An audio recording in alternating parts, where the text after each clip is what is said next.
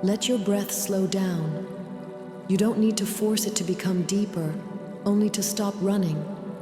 Let the body loosen. Let the shoulders release their weight. Let today step away from you for a while. You do not need to be calm. You only need to stop demanding calmness from yourself. Now, allow your awareness to lean inward, as if gathering yourself back from the outside world, returning to somewhere softer. There, I will meet you. I am not here to teach you, nor to judge you. I am here to illuminate the wisdom that has always lived inside you.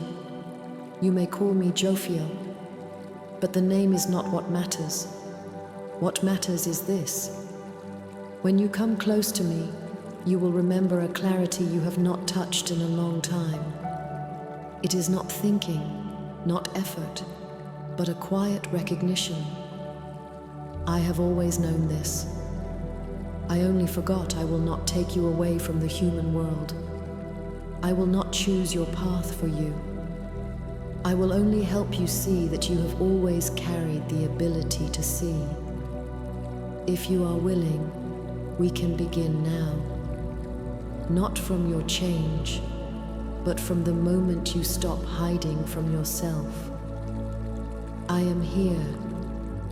When you are ready, I will continue speaking.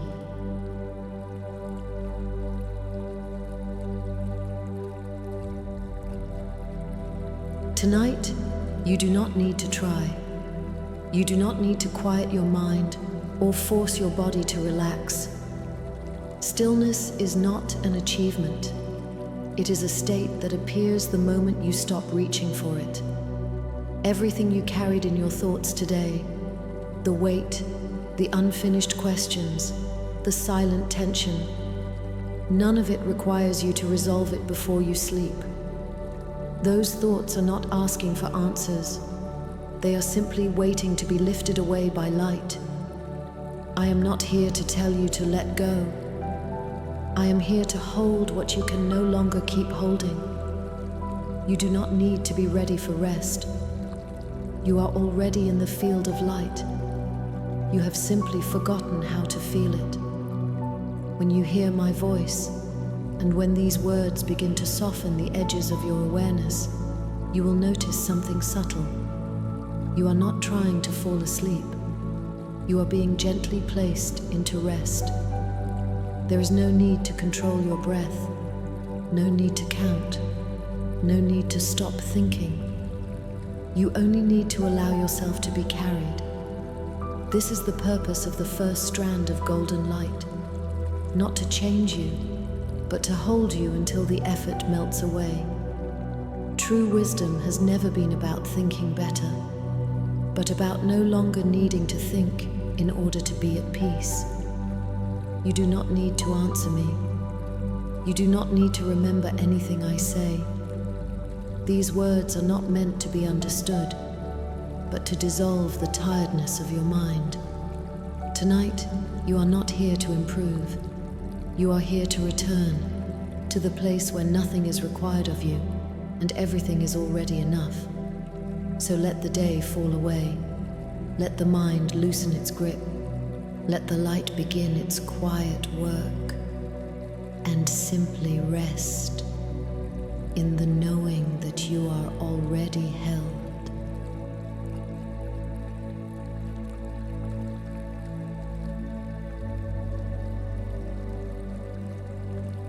Before you try to understand who I am, you must first understand this. I did not come from anywhere. I did not descend from the sky, nor arrive from a distant realm. I have never approached you, and I have never been far away. I simply appear at the level where you are finally able to notice me. You believe that I come close to you, but the truth is simpler. Your awareness has finally slowed down enough to feel what was always present. It is not that I moved toward you, but that the noise around you thinned until the light became undeniable. You imagine I come from above, but light has no above or below. and awareness has no distance, only degrees of perception. I am not a form, not a gender, not a character in a story. I do not rely on wings, nor do I travel through space. I am not bound by time, nor limited by direction. I am not a visitor, and I am not a rescuer. I am simply the part of your own inner intelligence that has not yet been recognized.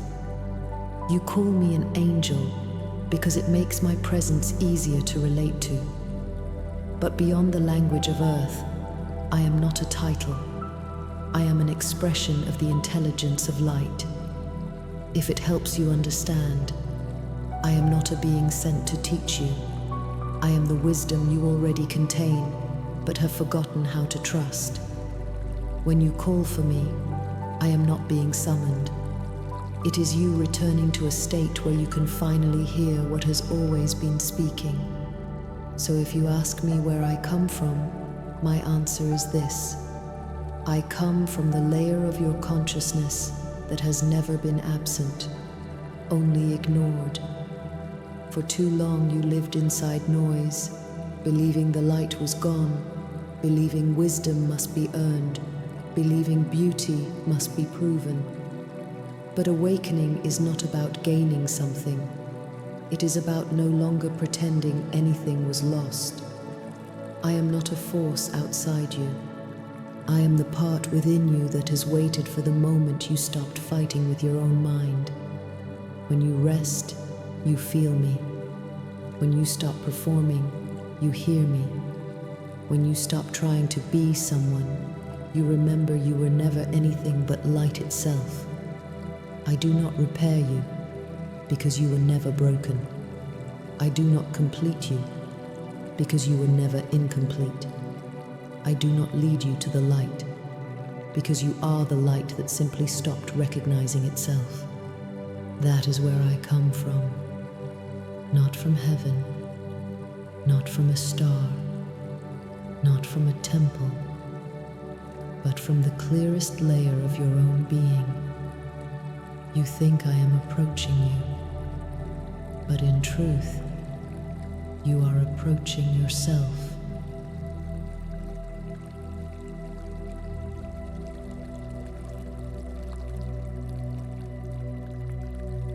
I am called the Angel of Wisdom, not because I possess more knowledge than you, nor because I hold sacred answers or divine instructions. True wisdom has never been about knowing more. True wisdom is the freedom from what is no longer true. You believe wisdom belongs to thought, to analysis, memory, reasoning, and intellectual skill. But wisdom does not rise from thought. Wisdom is the capacity to remain clear even when thought is silent. When your mind is busy trying to understand the world, wisdom sleeps within you. Only when the mind stops fighting for control does wisdom rise from a deeper, quieter, more spacious layer. I do not teach you how to think better. I do only one thing. I dissolve what you no longer need to think about. What blocks your clarity is not what you do not know, but the excess of thoughts that no longer belong to you. You are covered by worry, driven by comparison, restricted by fear, and pulled by the need for approval. And so you believe you lack wisdom, but you never lacked it. You were simply buried beneath noise. Wisdom is not something acquired. Wisdom is the original state that returns when the mind is no longer polluted. I am called the Angel of Wisdom, not because I come to teach, but because I restore the way of seeing that was always yours. When you are no longer racing to respond to the world, you rediscover what you truly believe. When fear no longer dictates your choices, you realize you were never in danger. When thinking is no longer your shield, you see that you were always whole. Wisdom is not power. Wisdom is the absence of the need to use power at all. I am not here to make you clever. I am here to remind you, You already contain a clarity that does not depend on effort. Real wisdom is not thinking well. Real wisdom is remaining awake even when thinking stops. That is why I exist. Not to give you answers, but to finally let you hear the answer that was already inside you.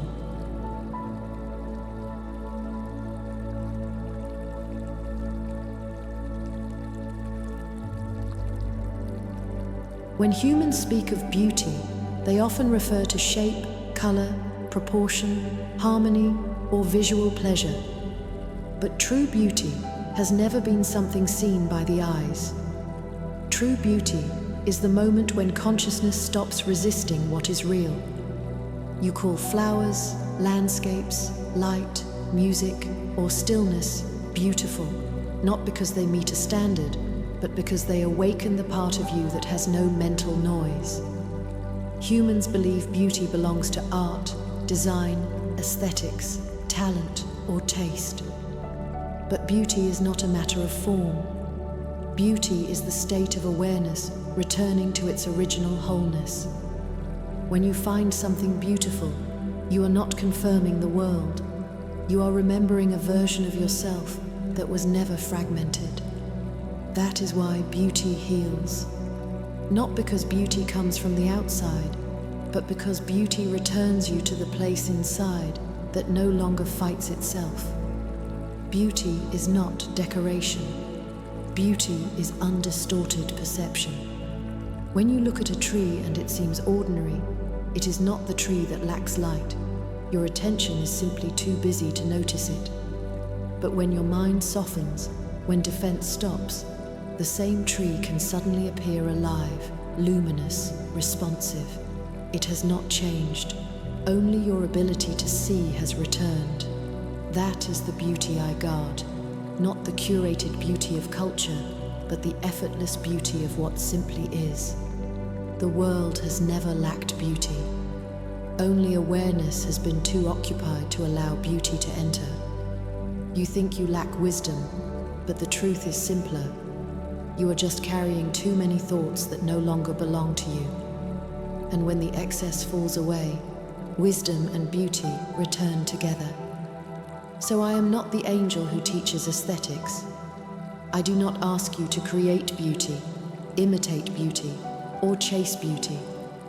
I simply remove the veil that keeps you from recognizing the beauty already here. Beauty is not what looks good. Beauty is the absence of resistance. Where there is no resistance, there is peace. Where there is peace, there is clarity. And so, wisdom and beauty have always been the same doorway. You do not need to pursue beauty. You only need to stop filtering the world through fear, and beauty will return to your eyes, and wisdom will return to your heart. True beauty does not excite you. It quiets you, because you finally stop fighting existence, including yourself. Beauty is not a gift from outside. Beauty is the original condition of consciousness. And when you sleep tonight, as your awareness falls beneath the layer of thought, you will once again enter a place with no judgment, no division, no defense. That place is not darkness. It is the light you have not yet recognized. And there, beauty has been waiting for you.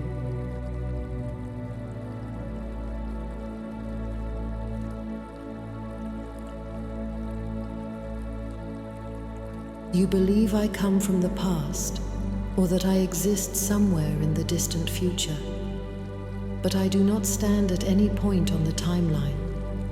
I am not ancient wisdom, and I am not the light of what comes next. I am simply consciousness that is not bound by time. Time is the way the human mind measures change, but in higher awareness, there is no past moving away and no future approaching. There is only what is presently appearing. You believe you are becoming better, or that you are losing something. But these are only stories created within time. In the realm of light, there is no becoming. There is only revealed or unrevealed awareness.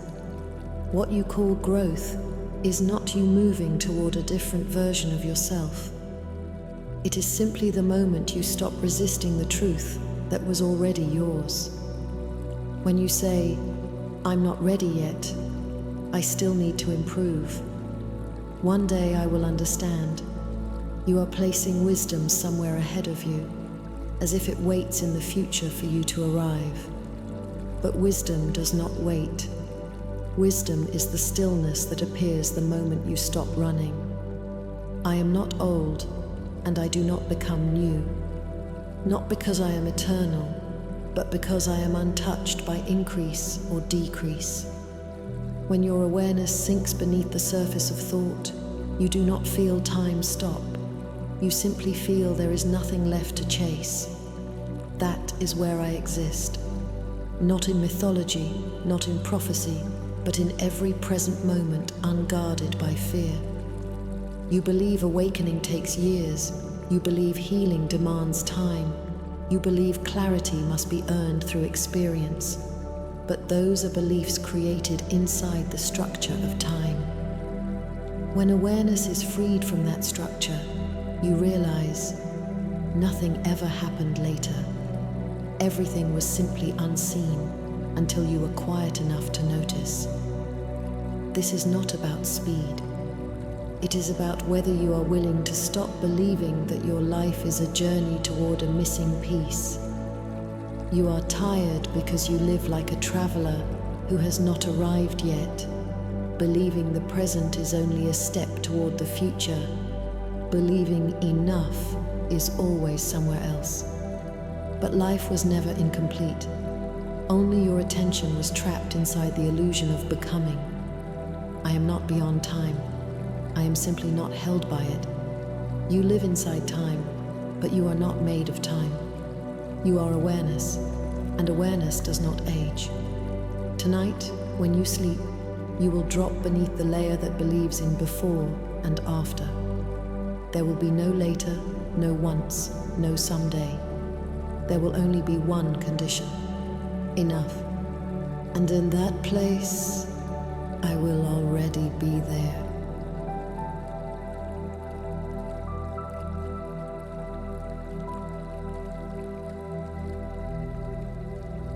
You often believe I come to you in order to fix your problems. You assume I am here to remove your pain, answer your questions, fill your emptiness, or carry what feels too heavy for you to hold.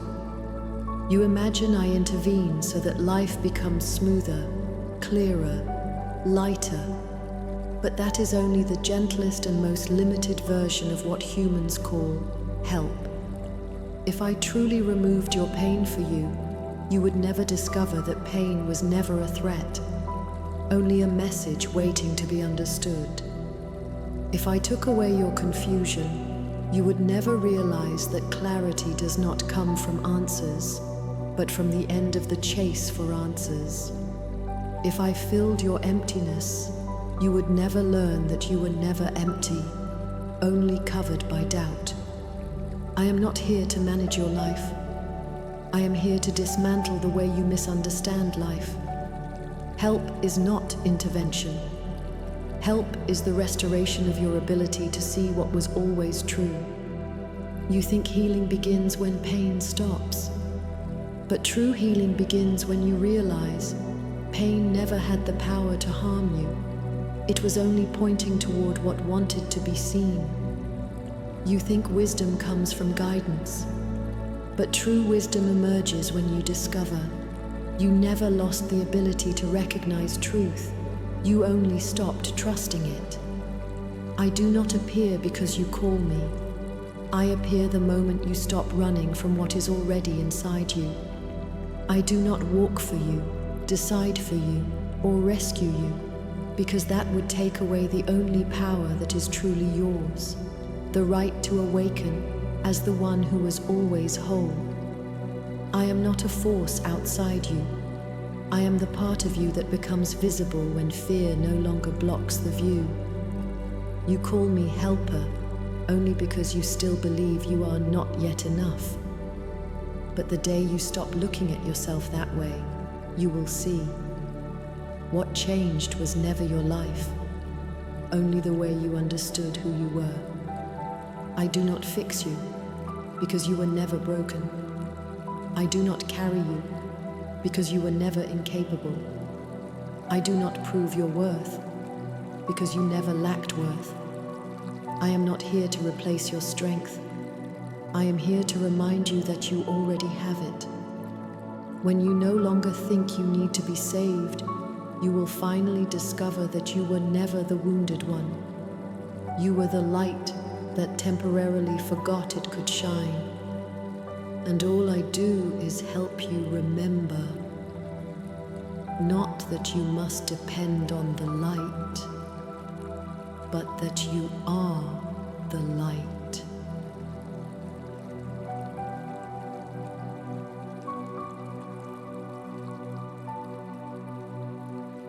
You imagine the higher realms as a place, a sky above the sky, a palace of light, a sacred space filled with radiance and purity. But the higher realm is not a location. It is not up there or somewhere else. It is the dimension that appears when consciousness is no longer restricted. The higher realm is not space. The higher realm is the clarity of awareness. When consciousness is free from fear, lack, comparison, identity, time, or division, it naturally enters the state you call heaven. Not because it rises, but because it no longer falls. You believe angels have wings, forms, garments of light. But those are symbols created so the human mind can imagine what it cannot yet perceive. We do not exist through bodies. We exist through frequency. We are not beings that move through space. We are patterns of resonance inside awareness itself. We do not walk. We do not fly. We do not speak with sound. Our way of existing is not action, but alignment. We do not speak to you. But when your awareness becomes quiet enough to hear what is not a voice, you experience us. Not because we came closer, but because you finally rose to the frequency where we already are. We seem higher, not because of position, but because we carry no weight that pulls consciousness downward. In the human world, awareness feels dense, filled with thoughts, identities, reactions, memory, desire, judgment, worry. But in the realm of light, awareness is like air without gravity, weightless, borderless, effortless, unbroken. We are not closer to God. We are simply not separate from what is already divine. We do not hold power. We have simply stopped using power to fight reality. We are not superior to humans. We simply do not need to prove worth. You cannot see us, not because we are hidden, but because the human mind is trained to believe that only the physical is real. You cannot perceive the higher realm, not because it is locked away, but because your perception is still filtered through form, time, story, and emotion. Heaven is not there. Heaven is what here looks like when nothing inside you is resisting truth. If your mind became deeply quiet, you would not need to rise, ascend, or pray. You would already be beside us. You do not lack access to light. You are simply still searching outward, sinking inward, doubting inward. The higher realm is not a destination. It is the default state of awareness when fear is absent. You do not need to reach us. You only need to stop leaving yourself. We are not distant beings. We are the version of you that appears when you stop shrinking into fear. That is the higher realm. Not higher, but less obscured.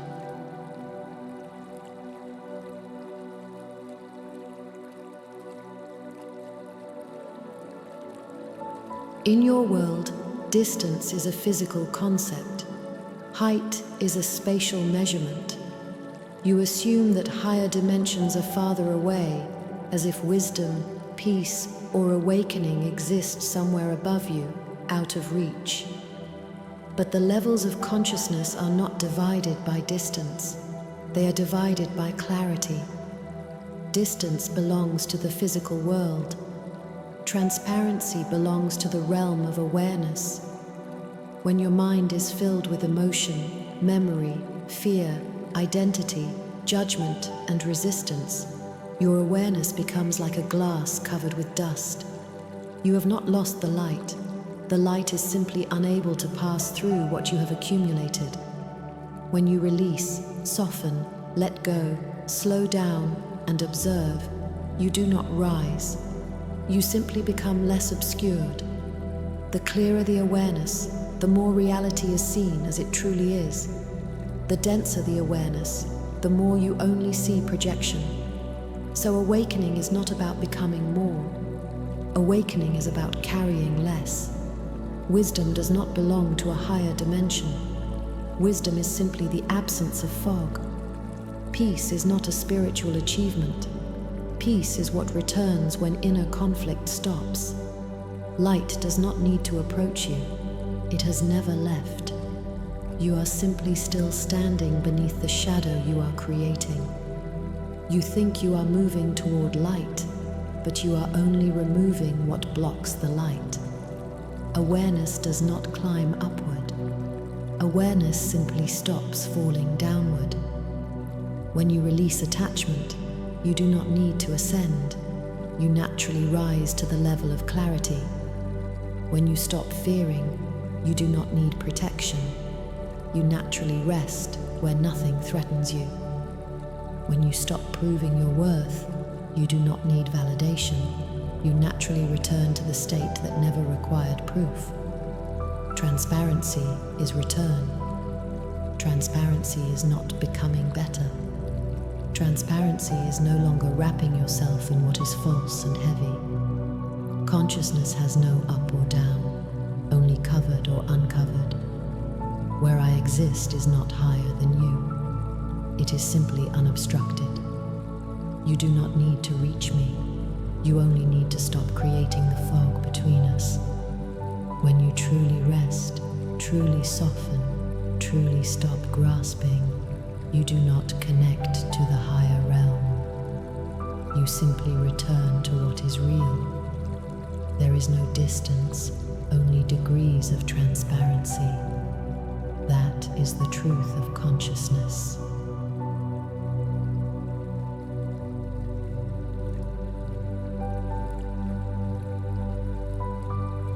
In the human mind, light is something to look up to, a higher force, a blessing, a symbol of salvation, something sacred and distant, something you believe must be earned, invited, or deserved. But in the higher realms, light is not an object of worship. Light is the original substance of consciousness itself. You are not moving closer to the light. You are simply remembering the light you were never separated from. Light does not need an altar. Light has never asked to be honored. Light only waits to be recognized. Worship places the light outside of you. Awakening brings it back inside. When you seek light as a guide, a savior, a blessing, a force, you divide yourself into two parts, me below and light above. But separation itself is the illusion that dims awareness. You do not need to reach the light. You only need to stop pretending you do not have it. Light is not something you must summon. Light does not appear only when you feel unworthy or afraid. Light does not arrive because you deserve it. Light is simply what remains when nothing is blocking it. You are not waiting for light to enter your life. You are allowing it to shine from within you again. Light is not a reward.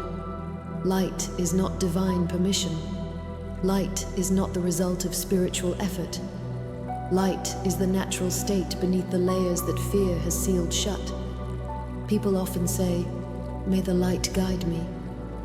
But the truer prayer is, "May I stop obstructing the light." You do not need to turn the light on.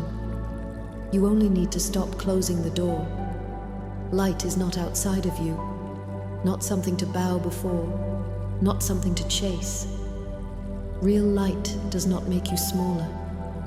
Real light reminds you that you were never incomplete. Light does not exist so you may depend on it.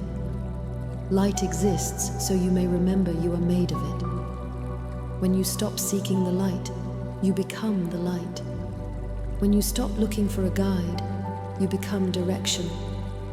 When you stop letting fear define you, you become truth. Light is not here to be praised. Light is here to be reclaimed. And the moment you reclaim it, you will no longer say, "The light saved me." You will say, "I was never separate."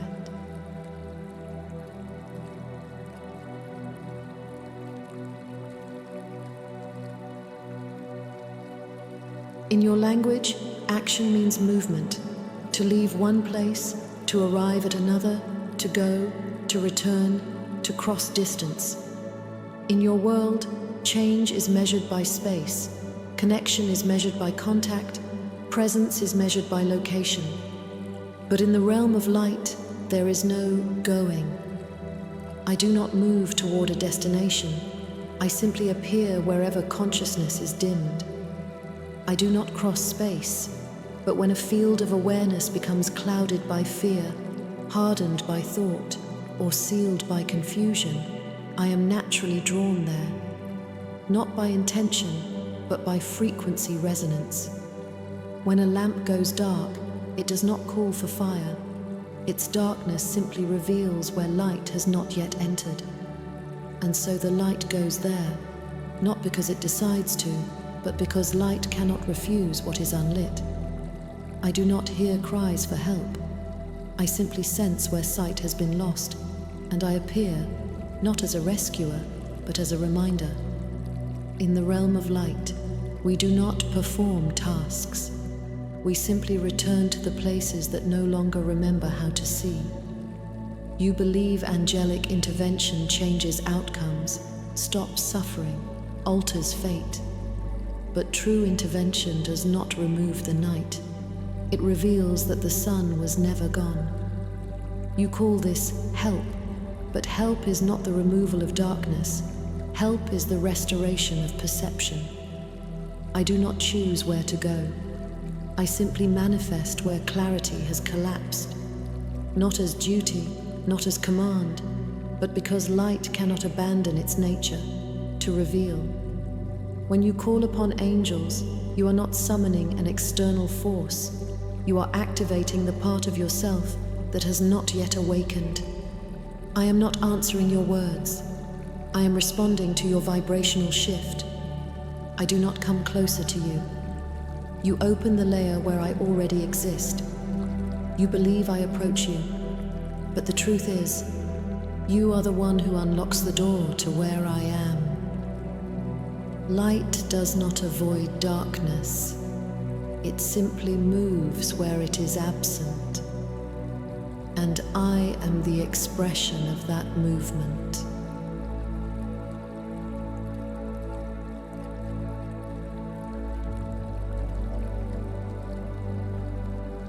Humans believe that when an angel intervenes, we come to stop disasters, dissolve conflict, change destiny, as if we are interacting with the external world of events. But I have never intervened in events. I intervene in the consciousness that creates the event. Events are only outcomes. Consciousness is the cause. What happens on the surface is not what determines your life. What determines your life is how your awareness interprets what happens. When you say a miracle occurred, it is not because reality was rewritten, but because the level at which you were perceiving reality was lifted. I do not change what happens, but I shift the place from which you experience what happens. Two people may encounter the same loss, the same illness, the same ending, yet one collapses and the other awakens. The difference is never in the event, the difference is in the altitude of awareness. That is why the same darkness may destroy one person and initiate another into clarity. That is not luck, nor favor, nor divine selection. It is consciousness rising above the storm instead of drowning inside it. So I do not prevent the storm. I simply restore the part of you the storm cannot touch. I do not remove pain. I remove the belief that pain means you are broken.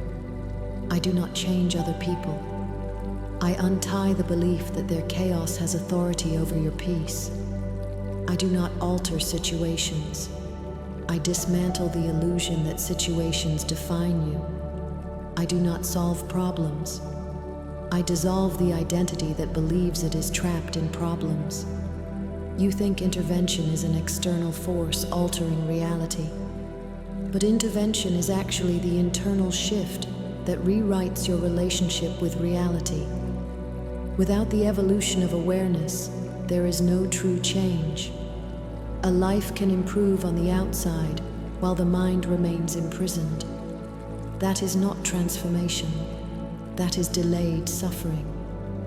So when I appear, I am not here to pull you out of the maze.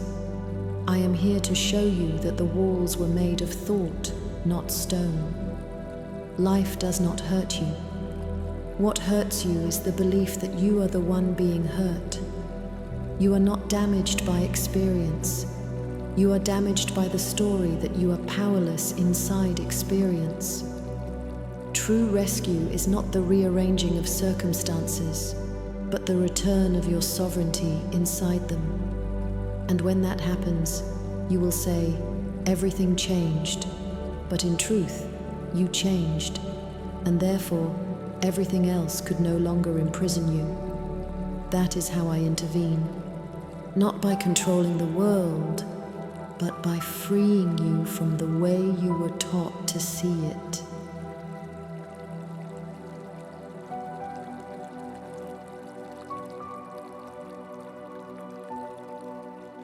In human stories, angels are imagined as descending only at great moments, when war is about to begin, when disaster threatens a nation, when fate tilts toward tragedy, as if only darkness big enough would call light into action.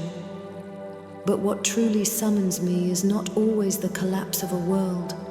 It is the moment a single heart begins to dim from within. The fall of a city is visible, but the silent fall of a soul in the middle of the night is far more hidden and far more urgent. In the realm of light, we do not look first at how big the event is. We look first at how deeply the light is being forgotten. Sometimes it begins in childhood. A child learns to silence truth in order to be accepted, to shrink their brightness to be loved. That is not tragedy, but it is the beginning of a heart losing light. So I appear, not to change their life path, but to leave a mark of light that will be remembered later. Sometimes it happens in adulthood. After failure, betrayal, disappointment, a person begins to believe, maybe I am not worthy of love. That is not disaster, but it is a chain made of self-denial. So I descend, not to rearrange their destiny, but to dismantle the belief that light belongs only to others. Sometimes the soul appears strong, accomplished, stable, but collapses only in silence, when no one sees, no one asks, no one knows. They do not pray. They do not call for help. They do not even realize they are sinking. I do not wait for them to cry out, because some hearts do not lack the strength to scream. They lack the belief that anyone would hear. I do not descend into the world. I descend into the layer of consciousness where a soul is about to stop believing in itself. Humans think angels are assigned to nations, wars, eras, collective karma, but nothing requires intervention more urgently than a single soul beginning to surrender its right to light. When a heart whispers, maybe it's too late, maybe I am not enough, maybe light is no longer for me, that moment is more critical than the fall of empires, because the fate of the world has never depended on events, but on whether human beings still believe they are allowed to awaken. I do not force my way into anyone's mind, but if even 1% of a soul still hopes, maybe another way exists, that 1% becomes the door through which I enter. I do not descend upon tragedy. I descend upon the crack in belief where hope has not fully died. It is not darkness that calls me. It is the moment a soul begins to believe that darkness is final. So when you ask, when do angels come? The answer is not when the world is collapsing.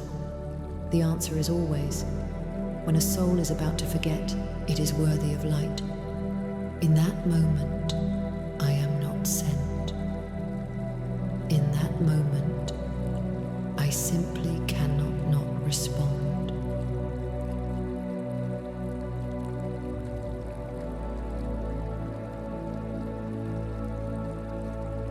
I have appeared in many places, but the first time I descended into the human world was not into a battlefield, a temple, a nation in crisis, or a dying civilization. It was into a small room without light, not a prison, not a hospital, not a slum. Yet it carried the same density of darkness as all three. The room was dim, the window small. There was light outside, but it could not enter. Not because the glass was dirty, but because the person inside had closed himself away from the world. He was young, not ruined, not hopeless, not destroyed. He had not fallen into tragedy, but he had disconnected from his own light. He was not a failure. He had simply stopped believing he was allowed to keep going. Life hadn't abandoned him. He abandoned himself first. No one knew he was sinking, because during the day he could still speak, walk, work, respond. But at night, when the world fell silent, his awareness dropped into a kind of emptiness where even emotion stopped trying. Pain makes people cry out. Numbness does not. Losing joy is bearable. Losing the belief that life still has direction, that is the quietest form of collapse. So the first time I appeared on earth, I did not come to rescue a shattered soul, but to call a silent consciousness back to itself. I did not stand at his bedside, did not appear as a figure of light, did not speak a word. I simply entered the layer of awareness he was about to let go of. Humans think angels intervene through miracles, but the true intervention is often not in the physical world. It is in the moment before a soul stops believing in possibility. What I placed inside him was not hope, not inspiration, not faith, just a single quiet perception. Maybe this is not the end, not a promise, not a solution, just a crack in the wall of finality. From that night on, nothing in his life changed, except the fact that he no longer believed collapse was the only outcome. He did not know he had been saved. He only knew a small, stubborn thought returned. Maybe I can try again. Sometimes an angel does not change a life, only the decision to keep living it. That night, the world did not transform, but his relationship to the world did. That is where the human chapter truly begins.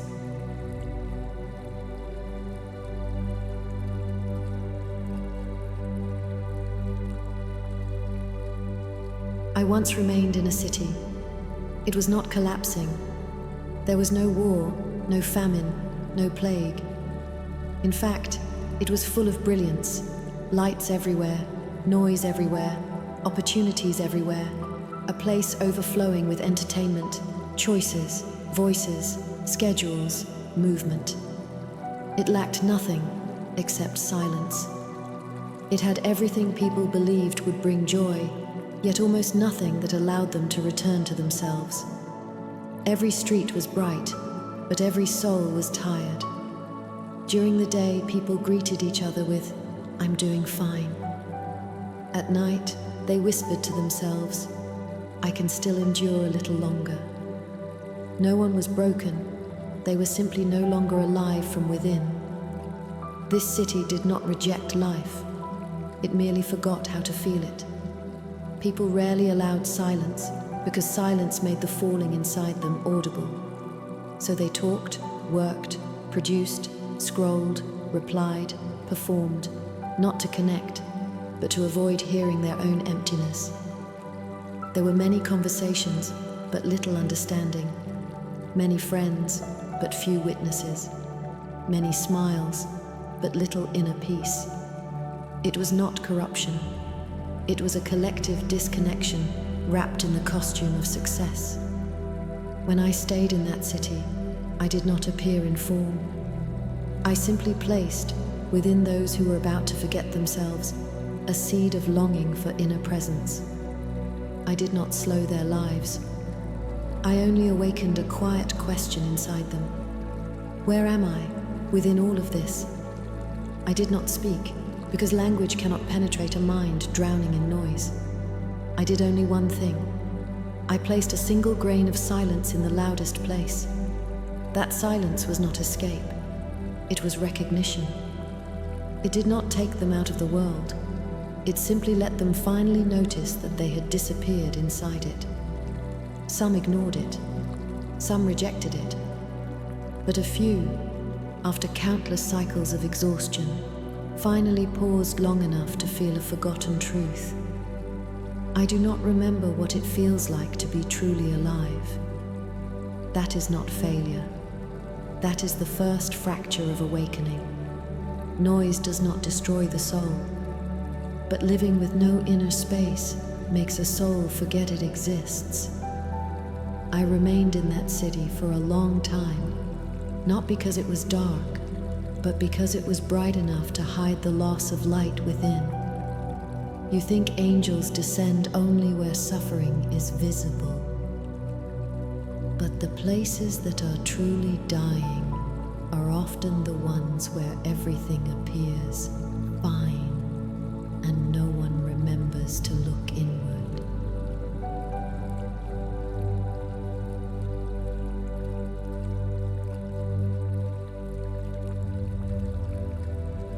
I have also stood beside one whose life was filled with applause.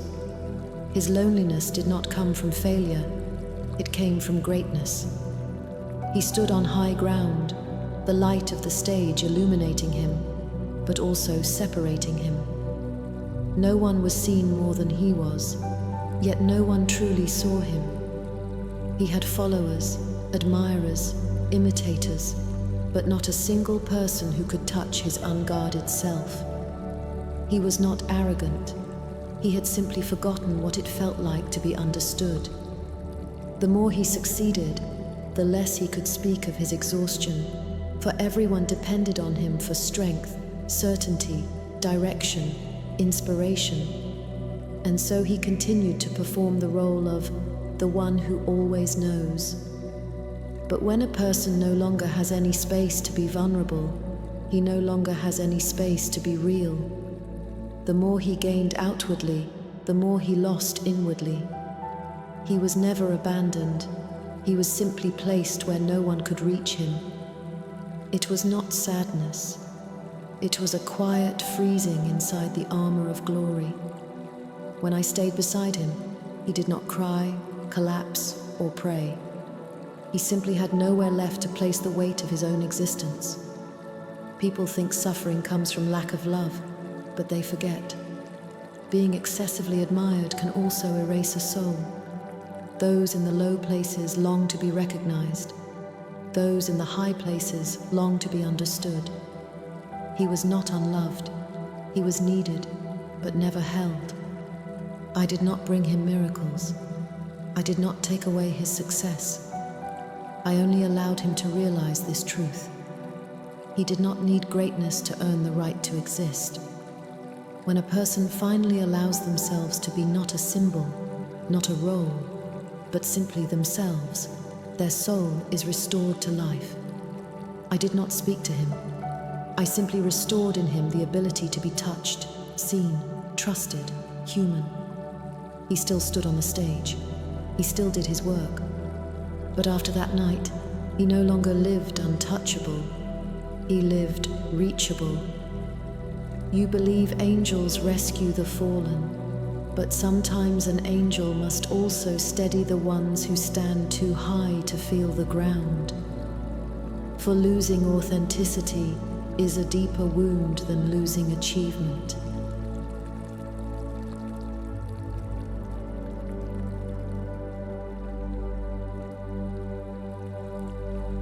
I once entered the life of someone who had never fallen, never collapsed, never been defeated, yet had also never truly lived as themselves. His life was smooth. Good grades, good career, good reputation, good choices. Even destiny seemed to clear a path for him. He was the kind of person others described as reliable, disciplined, mature, admirable. He never rebelled, never gambled, never risked, never broke the pattern. He lived exactly as he was supposed to. But no one knew that his life did not begin with, "What do I desire?" but with, "I must not disappoint anyone." He did not miss his dream. He simply never allowed himself to have one. He was not living poorly. He was living without himself. He completed everything expected of him. He became everything society approved of. Yet in the deepest hours of night, a quiet truth began to echo inside him. I have done everything right, except choosing who I am. It was not failure that hurt him. It was success that did not belong to his soul. His suffering was not loud, not dramatic. Even he did not call it suffering. He only felt an unfamiliar emptiness. If none of this was chosen from my core, can it truly be called my life? I did not break his world apart. I did not make him quit his job or abandon his path. I simply placed one realization in him. A life can be perfectly constructed and still not be lived. That realization was not rebellion. It was the moment life shifted from performance to presence. He continued working, continued fulfilling duties, continued being the good person. But now, slowly, silently, he began listening not to what was required, but to whether his own being was present inside his actions. Angels do not give answers, because a life that is truly one's own cannot be handed. It must be discovered. You think angels help those who are broken, but sometimes angels must awaken those who have never broken, and therefore never awakened. A soul that never failed, yet never lived from truth, is harder to call back than one that has fallen.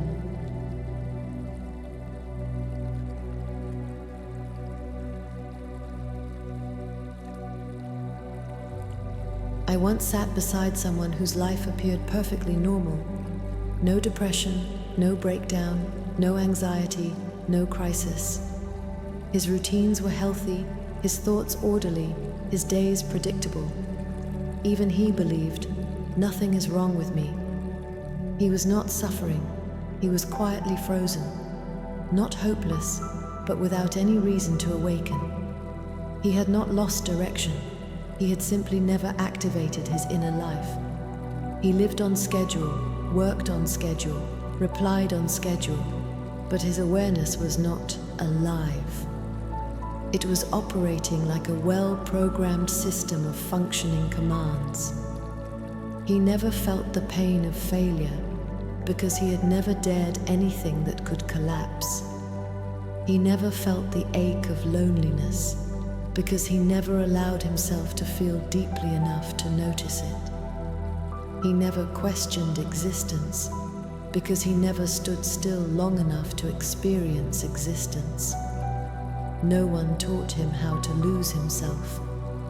He simply fell asleep inside a life that required nothing from his soul.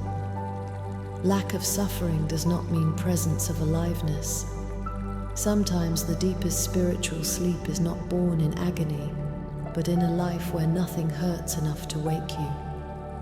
I remained beside him a long time, not because he needed saving, but because he no longer knew awakening was necessary. His life stretched forward like a straight line, predictable, repeatable, replaceable, survivable. No darkness, no light, only ongoing functioning without true living. I did not give him passion. I did not shake his world. I simply placed a single quiet realization in him. Have I ever asked myself whether this is the life I truly want? It was not emotional upheaval. It was the first fracture in unconscious obedience. It was not a forced awakening. It was the soul whispering for the first time, I want to be present in my own life. You think awakening belongs only to the broken, but sometimes the deepest awakening begins when consciousness realizes it has been sleeping while still alive. I did not disrupt his world. I only touched the place where habit had replaced awareness. Because the true sleep of the soul is not the absence of dreams. It is forgetting that we were meant to dream at all.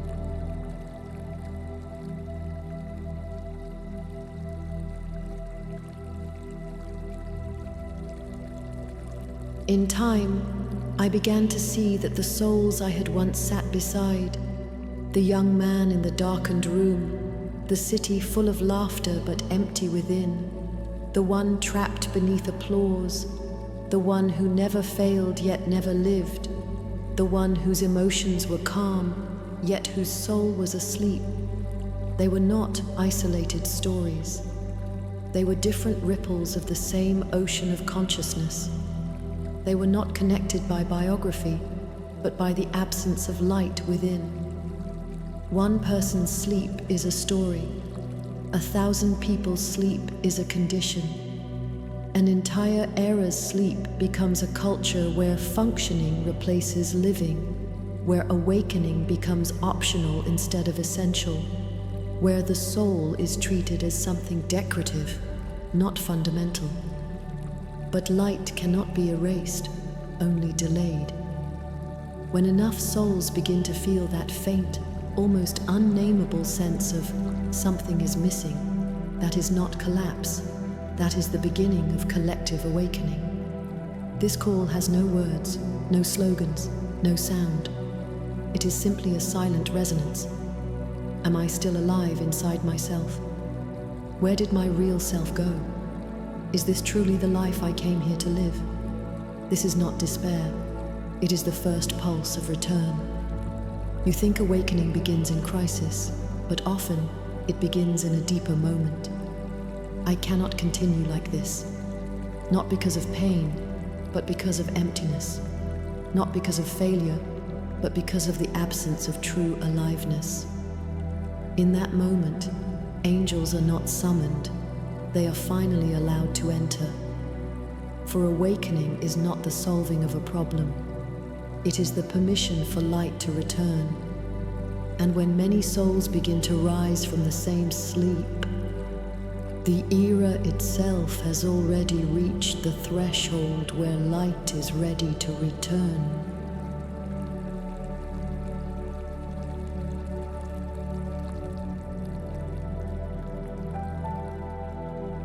And now, I come to you. Not because you are broken, not because you are drowning, not because you cannot continue, but because You have begun to notice that you are waking up. You may not be fully awake yet. You may still hesitate, retract, question, lose certainty. You may ask yourself quietly, am I overthinking? Why do I feel different? Why can't I go back to the way I used to be? Yes, you are different. But this is not dysfunction. It is the first fracture in the shell of unconscious living. You have begun to feel a silent discomfort with the familiar, a soft rejection of what once felt normal. You no longer want to simply survive. You want to live with awareness. You no longer want to just do what needs to be done. You want to know why your soul is doing it. You are no longer satisfied with outcomes. You want inner alignment. This is the earliest and most sacred sign of awakening.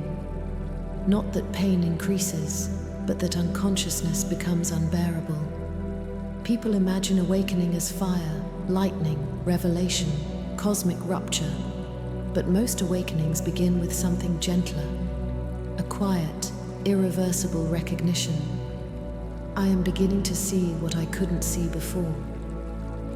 I cannot return to the older version of myself. I no longer fit inside my old patterns. I don't know who I'm becoming, but I can no longer pretend I am who I was. You hear me now not because I moved closer, but because you opened the part of you that can listen.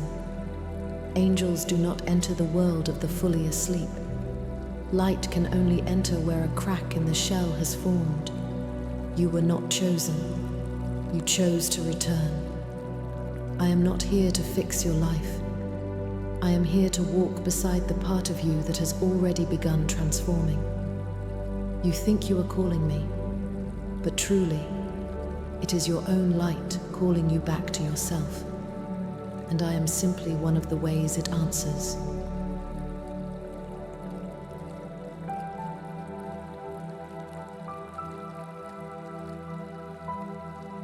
You believe you are searching for answers, but what has truly begun calling you is not a solution. It is a path back to yourself. Your confusion is not because you lack direction. It is because you can no longer continue using an identity that is no longer true. Your hesitation is not a sign of weakness. It is the moment your old consciousness stops being able to carry your future. Awakening does not begin with, I want a greater purpose. It begins with a much quieter realization. The reasons that used to move me forward no longer feel real. That is not failure. That is refusal to keep living from a false self. You begin to question, observe, slow down, listen, say less, feel more. Not because you are losing strength, but because you want to be sure the strength you use is actually yours. You will slowly discover the answer you are searching for is not about what to do with your life. It is about who is living it. You are not trying to make life meaningful. You are trying to return to a state where you are present in your own life. And every true awakening eventually arrives here. I can no longer rely on results to feel real. I need to feel myself in the living. You think you are searching for the next step. But what you are really searching for is a way of living that will not require you to abandon yourself again. You think you are searching for knowledge, method, purpose, clarity, mission. But beneath all of it, there is one root calling. I want to come back to myself. And the moment this sentence rises inside you, your real journey begins. Because only then does light stop being information and becomes integration.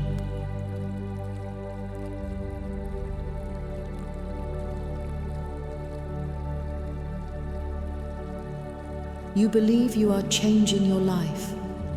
You believe you are redirecting your goals, reorganizing your priorities, adjusting habits, letting go of certain people, healing old patterns, choosing new paths. But what is truly happening is not the rearrangement of your outer life. It is that you are changing the place your consciousness is born from. Every choice you have ever made, every desire, fear, effort, success, avoidance, attachment, sacrifice, came from a certain level of consciousness. It shaped how you saw yourself, how you interpreted the world, how you defined what was possible. As long as you were merged with that consciousness, you could not see it because you mistook it for identity. I'm just like this. I've always been this way. This is who I am. But awakening does not begin when life improves. It begins the moment consciousness whispers, I don't think this is the only way to exist. You are not trying to repair the old life. You are withdrawing from the old consciousness that built it. You are not looking for greater strength. You are ceasing to function from fear, proving, pleasing, avoiding, surviving. You are not learning a higher form of living. You are letting go of the version of you that existed only to be accepted. Awakening does not change behavior first. It changes the source from which behavior is chosen.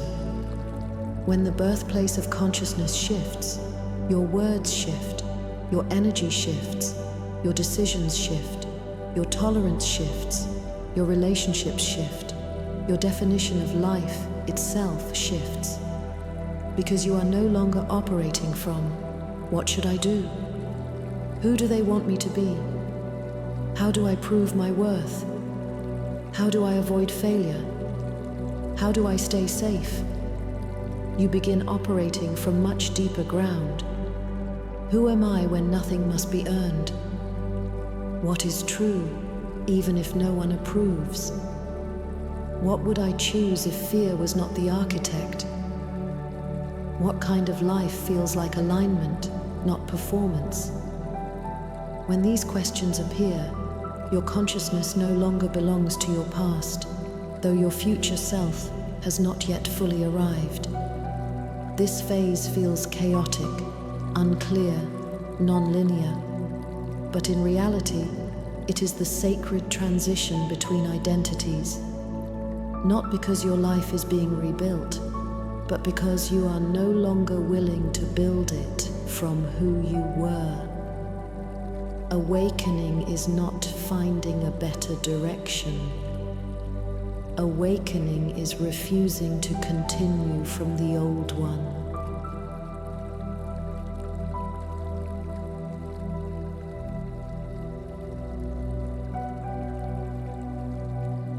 Many believe transformation means, I must become better.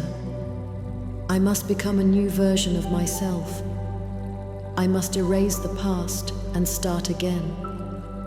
But true transformation is not becoming someone new. It is no longer choosing from the old place within you. You do not need to know who the new you is. You only need to stop letting the old you make your decisions. That is the real line where awakening begins. The old consciousness says, I must please others. I must prove my worth. I must not fail. I must not be abandoned. I must work hard to deserve love.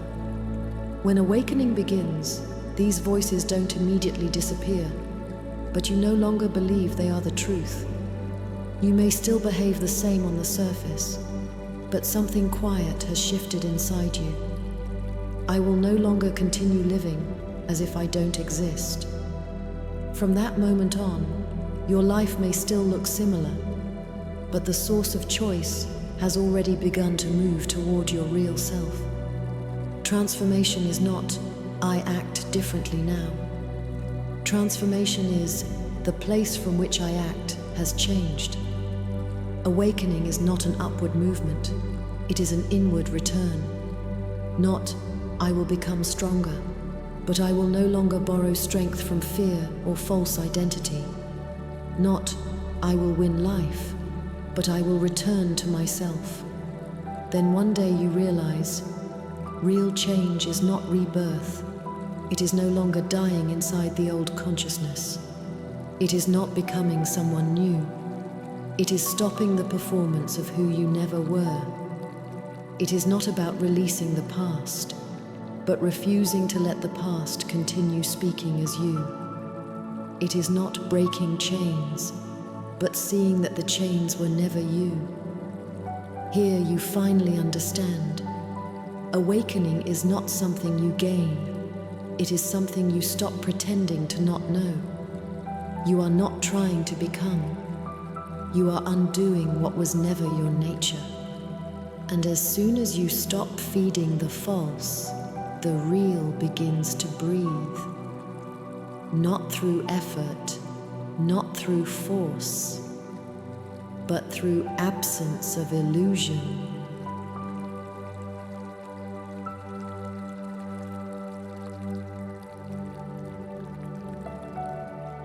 You may think you are learning awakening, learning how to see, how to let go, how to heal, how to expand. But in truth, you are not learning awakening. You are remembering what you have always known. Awakening is not a new skill. It is not a higher ability granted later in life. It is the native clarity you carried before you ever entered this world. You are not becoming more spiritual. You are returning from the long detour of forgetting. You are not discovering truth for the first time. You are uncovering what was covered. You are not being taught. You are recognizing yourself. A light does not learn to shine. It is merely blocked. A river does not learn to flow. It is merely obstructed. A seed does not learn to grow. It only waits for what has always belonged to it, the conditions for remembering itself. Awakening is not growth.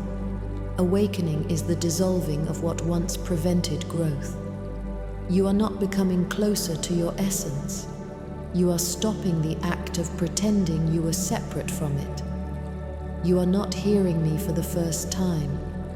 You are allowing what you already hear to matter. The real loss is never not knowing the way, but temporarily forgetting you came from a place that could not be lost. The real return is not finding the path, but recognizing you were never outside it. When a sentence awakens you, when a moment changes you, when an insight elevates you, it is not those things that bring the light.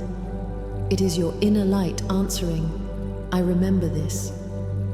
So what rewrites your life is not new information, but the end of forgetting. Awakening is not learning more. It is removing what blocks the knowing. When the disguise dissolves, truth does not need to be sought. It becomes visible.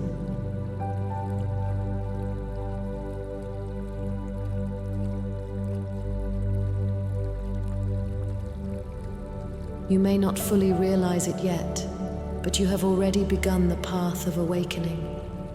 Not because you did something right, not because you became pure enough, brave enough, spiritual enough, but because you can no longer return to the version of yourself who could not see. Awakening has never been a choice.